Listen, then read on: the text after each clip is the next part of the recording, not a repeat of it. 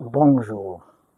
Aujourd'hui, on va faire une propriété très importante. On aura besoin d'elle dans tous les mathématiques, c'est-à-dire dans tous les problèmes mathématiques, on aura besoin d'elle.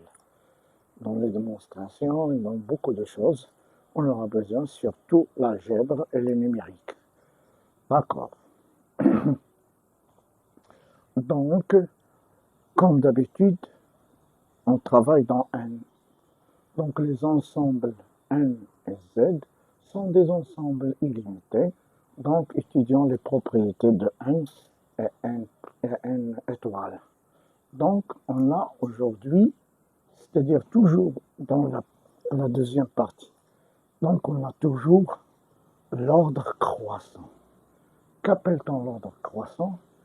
Quelle est la définition de l'ordre croissant? À quoi sert l'ordre croissant? Et l'ordre décroissant est aussi l'inégalité, ben voilà, l'égalité, l'inégalité, etc. Donc, dans ce cas, on va commencer par, c'est-à-dire, on a les éléments A appartenant à B, A appartenant à N, P appartenant à N, C appartenant à N, D appartenant à N. Et aussi, on a alpha appartenant à N, bêta appartenant à N, à gamma appartenant, oméga appartenant à N aussi. Ce sont tous des éléments de N. Donc on travaille toujours dans N. Donc on commence par l'ordre croissant est formé par quoi? Donc l'ordre croissant est toujours représenté et présenté par le symbole inférieur à. Ce symbole représente ordre croissant. On l'utilise dans l'ordre croissant, c'est-à-dire inférieur. Tandis que l'ordre décroissant, ce symbole, c'est-à-dire supérieur. Ici, supérieur. Ici, inférieur. Pourquoi? Parce que ce point est plus petit et c'est on dit inférieur. Ici, c'est grand. Voilà, c'est grand.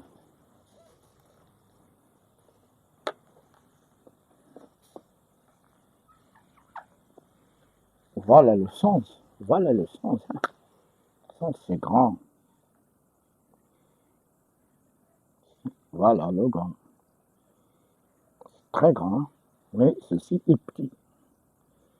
Donc l'ordre croissant, voilà le symbole. L'ordre croissant. Croissant, c'est-à-dire, voilà, croissant. Ici, décroissant, ceci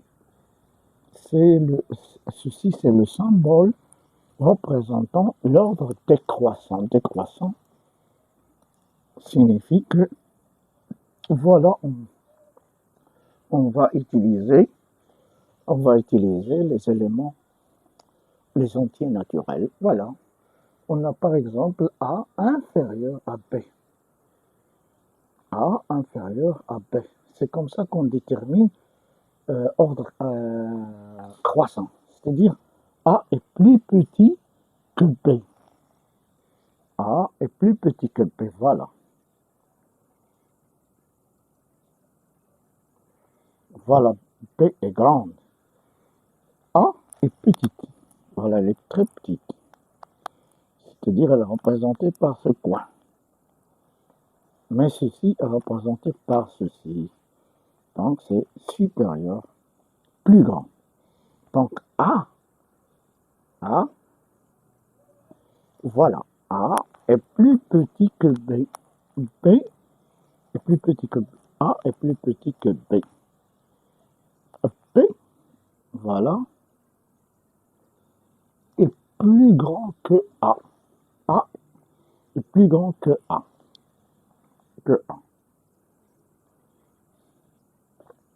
D'où on note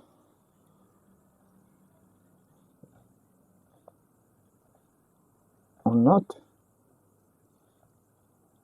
A inférieur à B. Et aussi pour ça, on a ici, on peut dire aussi A est inférieur à B et B supérieur à A. Donc on a A inférieur à B, c'est-à-dire B est plus grand que A. A est plus petit que B. Donc on peut dire autrement inférieur. Voilà, on dit plus grand, plus petit que B, ou bien, ou bien, ou bien on dit A est inférieur à B. B plus grand que A, ou bien B supérieur à A. Voilà, B supérieur à A, ou bien B plus grand que A. D'où on note la même chose, c'est la même notation, c'est-à-dire on note, c'est la même chose. Donc c'est ça.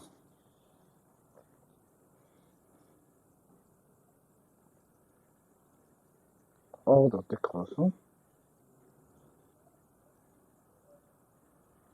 Voilà. Laisse tomber ça.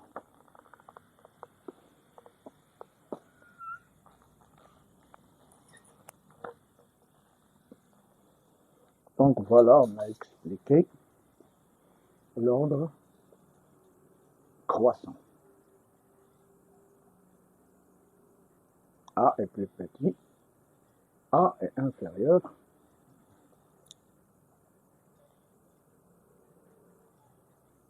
Pardon, j'écris l'ordre décroissant. Non. Donc on parle l'ordre croissant. Voilà, commence par C. L'ordre croissant commence par C. Il commence par C. L'ordre croissant commence par C. Voilà. Ordre croissant. Voilà. C. Est formé par le symbole. On utilise le symbole pour déterminer l'ordre croissant.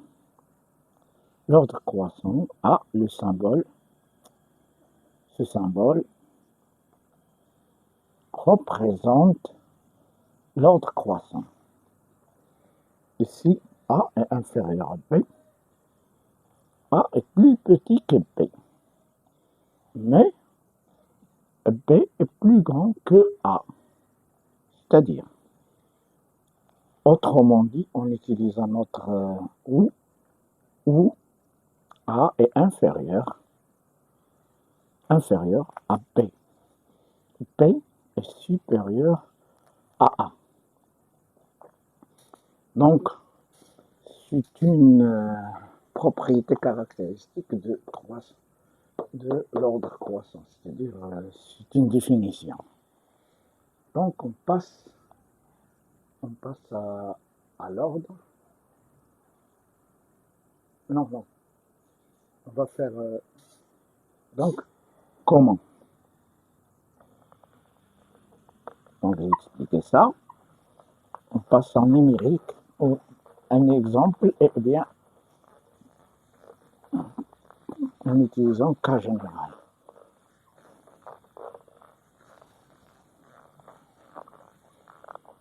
En utilisant cas général, on va utiliser cas général. On va utiliser cas général ou bien on va donner des exemples afin de montrer par des nombres et pas par les chiffres, par les alphabets. Donc on a A inférieur à P, P inférieur à C, C inférieur à D. On peut continuer, c'est pas... Donc, ça, c'est un ordre croissant. Veut dire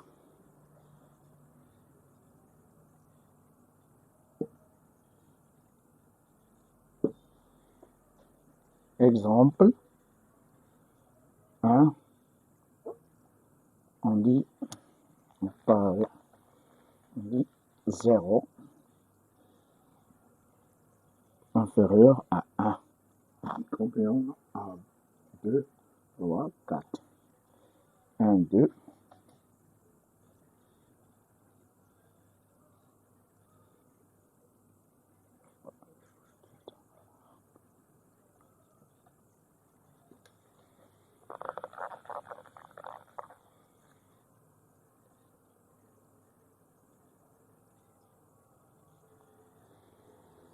Donc on a 1. A égale 0. P est égal 2. E est égal à 1. C est égal 2. C'est égal à 5. Donc on peut faire plus 6, 9 par exemple. Un autre exemple, on peut mettre 9, 30, 50.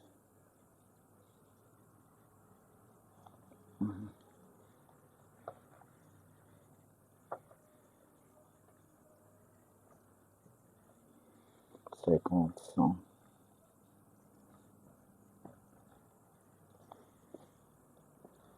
Ce sont des exemples. Quand on vérifie, quand on a les valeurs et on a vérifié, on peut dire A, A, on peut dire A, P, C, D, E est un ordre, est un ordre croissant.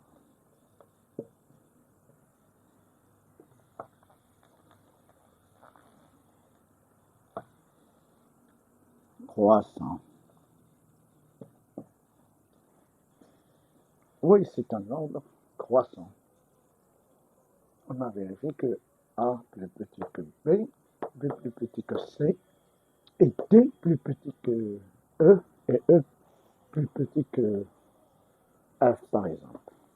Donc, voilà l'ordre croissant, on l'écrit comme ça. Ou bien, on va écrire ça en ordre croissant. Exemple, 0, 1, 2, 3, 4, 5, 6, 7, par exemple 9, 10, 11, 15. Ça aussi, c'est un autre exemple de l'ordre croissant. L'ordre croissant. Toujours du petit au grand. Donc, on passe à ordre décroissant. C'est tout à fait le contraire. C'est tout à fait le contraire, on passe. C'est l'inverse. On peut dire c'est l'inverse.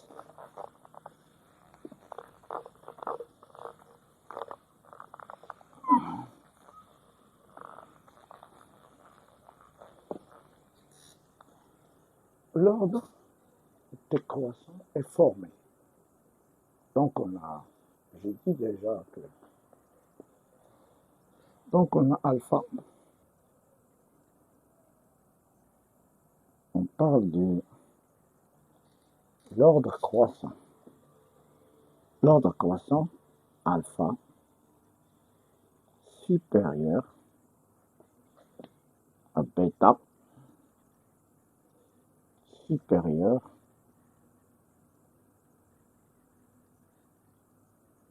à alpha, gamma, supérieur oméga. Oméga. Ça, on l'appelle l'ordre décroissant. Donc ici, on commence par C pour dire croissance. Donc pour nommer ou bien pour mentionner l'ordre croissant, on commence par C, croissant. Pour mentionner l'ordre décroissant, on dit décroissant. Voilà l'ordre décroissant, c'est-à-dire supérieur. Donc, on a contenu ici décroissant indiqué comme ça, petit jusqu'au grand. Mais ici, du grand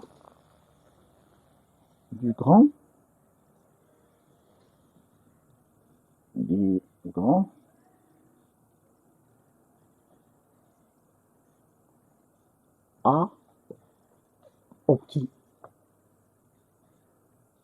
Au petit.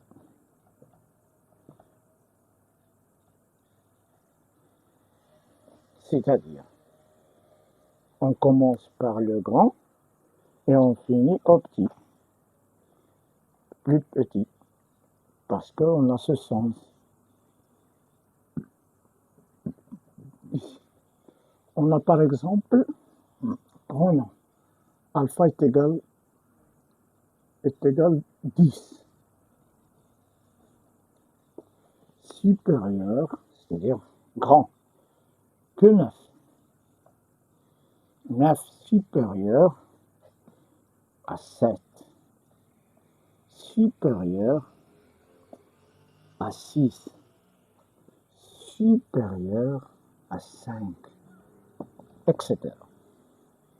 Ça, c'est ce qu'on appelle l'ordre croissant, décroissant. On commence par le plus grand et on finit par le petit, par ordre, en utilisant le symbole de supérieur. Aussi, ici, le symbole d'inférieur. Ça, c'est le symbole d'inférieur. Ceci, le symbole de supérieur.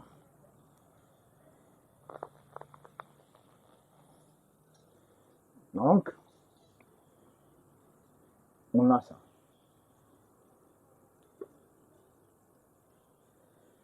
10, donc, on a 10, 10 supérieur à 7, par exemple. On utilise ici à ce sens, à gauche. Mais si on utilise, on doit faire comme ça, égal 7, 10. Mais ceci, c'est croissant. Ceci croissant et ceci décroissant. C'est l'inverse. Mais toujours on parle d'ici. La gauche, ici. Ça n'est pas intéressant pour nommer, pour définir. Pour définir ici, parce qu'il est ouvert à gauche, on dit décroissant. On dit décroissant. Décroissant. Puisque ceci, il est petit ici, il est trop petit, ceci est grand, trop petit, on dit croissant.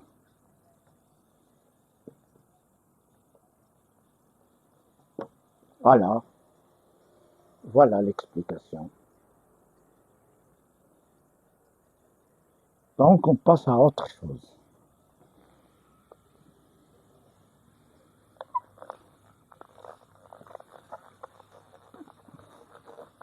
on passe à l'inégalité, c'est-à-dire on passe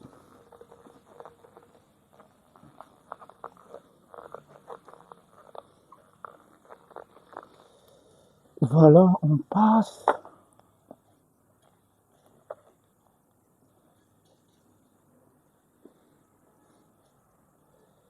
supérieur ou égal.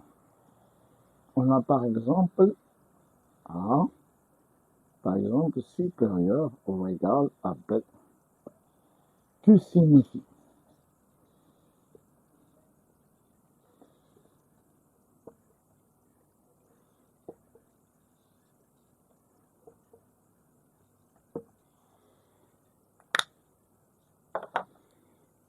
Que signifie?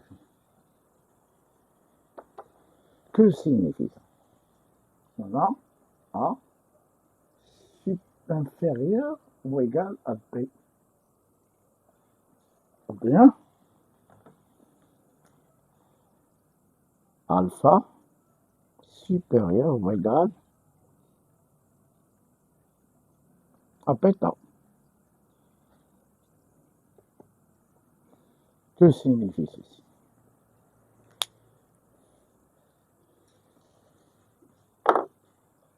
Que signifie A inférieur ou égal à B? Alpha supérieur ou égal à B, à bêta. Cela signifie A inférieur ou égal à B,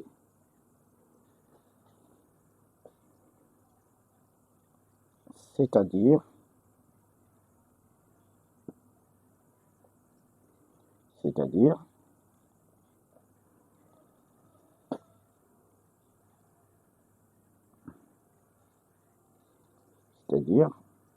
A égale à B ou A est inférieur à B. Voilà. Cela signifie. Il suffit, donc on a, cela signifie A, si on a A inférieur ou égal à B, ça veut dire A égale à B. Ou, avec ou, A est inférieur à B. Cela signifie simplement, si on a l'une est vraie, c'est par exemple, celle-là est vraie. Alors, puisqu'il est vrai, donc on a A supérieur ou égal à B est vrai. Parce qu'on a l'une. Si on a E, c'est autre chose. Donc ici, on n'a pas. Donc on a ou. A est égal à B ou B inférieur à B. Donc cette inégalité est vraie. Il suffit qu'une soit vraie. Ou bien les deux. Ou bien les deux. Ou bien les deux. Il soit une vraie, par exemple celle-là vraie et celle-là fausse, donc elle est vraie, toujours vraie. Donc, et la même chose pour celle-là. Donc on a alpha supérieur ou égal à bêta, c'est-à-dire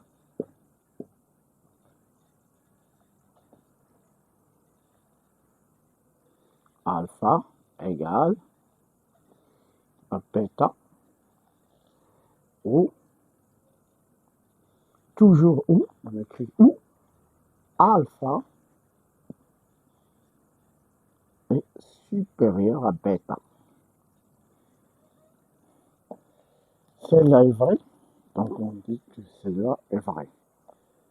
celle-là est vraie, on dit que c'est égal, cette inégalité est vraie. Si les deux sont vrais, si l'une est vraie, par exemple celle-là est vraie, celle-là non, donc on écrit toujours comme ça. Si celle-là est vraie et celle-là non, toujours comme ça est vrai. Donc c'est ça. Donc on a ici est vrai.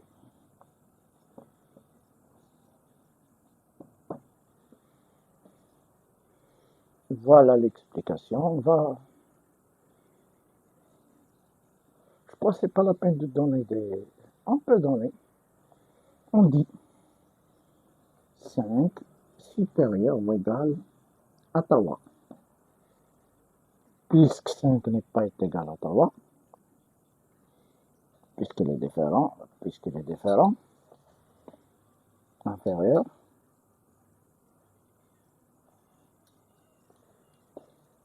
dans ce cas,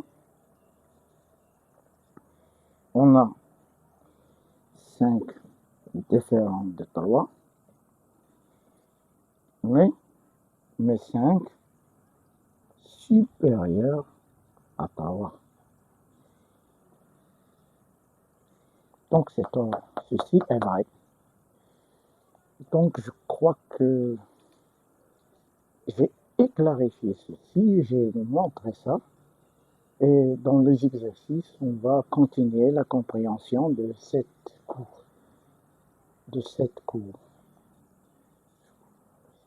leçon. Donc, à bientôt. Parce que, pourquoi j'ai utilisé cette leçon? Parce qu'on aura besoin d'elle. On a besoin de on a besoin dans l'ensemble N. Donc, quoi? Pourquoi on a besoin? Parce que si on a 5 moins 7 dans 1, ce n'est pas possible. Il n'existe pas. Mais, il existe une autre chose. Il faut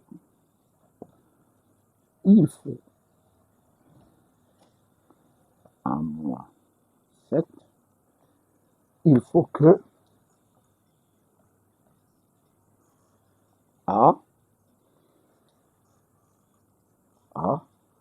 soit supérieur à 7. Ouais. Toujours A doit être supérieur à B. Toujours doit être supérieur à B. Pour que cette loi existera dans N.